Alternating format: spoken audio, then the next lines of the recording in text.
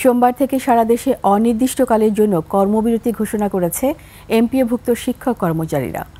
বাড়ি ভাড়া, উৎসব ও চিকিৎসা ভাতা বাড়ানোর দাবি আদায়ে এই কর্মসূচি ঘোষণা করে এমপিওভুক্ত শিক্ষা জাতীয়করণ প্রত্যাশী জোট। সংগঠনটির নেতারা বলেন, দাবি আদায় না হওয়া পর্যন্ত কর্মসূচিতে অনড় তারা। এদিকে শহীদ মিনারের শিক্ষকদের দাবির সাথে সংহতি জানাতে এসে এনসিপি ও ছাত্র ইউনিয়নের নেতারা বলেন, শিক্ষকদের অবমূল্যায়ন করা হচ্ছে। রাশেদ রায়হানের রিপোর্ট। কালার এক্সপার্ট, জর্জ স্যাপ এবং মাইল্ড অন হ্যান্ডস টেকনোলজি সমৃদ্ধ অরিক্স ক্রিস্টাল ওয়াশ আপনার লন্ড্রি এক্সপার্ট। দুপুরে জাতীয় প্রেস ক্লাবের সামনে অবরোধ কর্মসূচিতে থাকা বেসরকারি শিক্ষা প্রতিষ্ঠানের এমপিওভুক্ত শিক্ষক কর্মচারীদের ছত্রভঙ্গ করে দেয় পুলিশ। এ সময় ছত্রভঙ্গ করতে লাঠিচার্জ, সাউন্ড গ্রেনেড ও জলকামান ব্যবহার করে পুলিশ। একাধিক আন্দোলনকারীদের আটক করে পুলিশ। প্রেস ক্লাবের আশেপাশের এলাকায় চালায় তল্লাশিও। আমাদেরকে অসংখ্যবার মারধর করেছে। পরে শহীদ মিনারে অবস্থান নিয়ে শিক্ষকরা মূল বেতনের 20% বাড়ি ভাড়া দেওয়া সহ 3 দাবি আদায় না হওয়া পর্যন্ত ঘোষণা দেন সারা দেশে অনির্দিষ্টকালের জন্য কর্মবিরতি।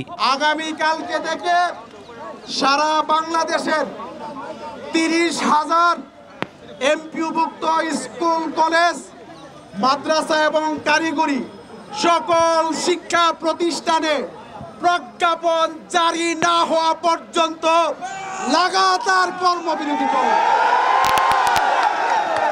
শিক্ষক কর্মচারীদের দাবির সঙ্গে একাত্মতা প্রকাশ করে জাতীয় নাগরিক পার্টি ও ছাত্র ইউনিয়নের নেতারা সরকারকে আহ্বান করেন দ্রুত দাবি মেনে নেওয়ার। শিক্ষকদেরকে যেভাবে পিটানো হয়েছে, এটা কোনো সভ্য রাষ্ট্রীয় চরিত্র হতে পারে না।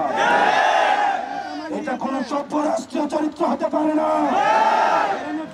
অনীতি বিলম্বে এই হীন কাজের জন্য তাদেরকে ক্ষমা চাইতে হবে।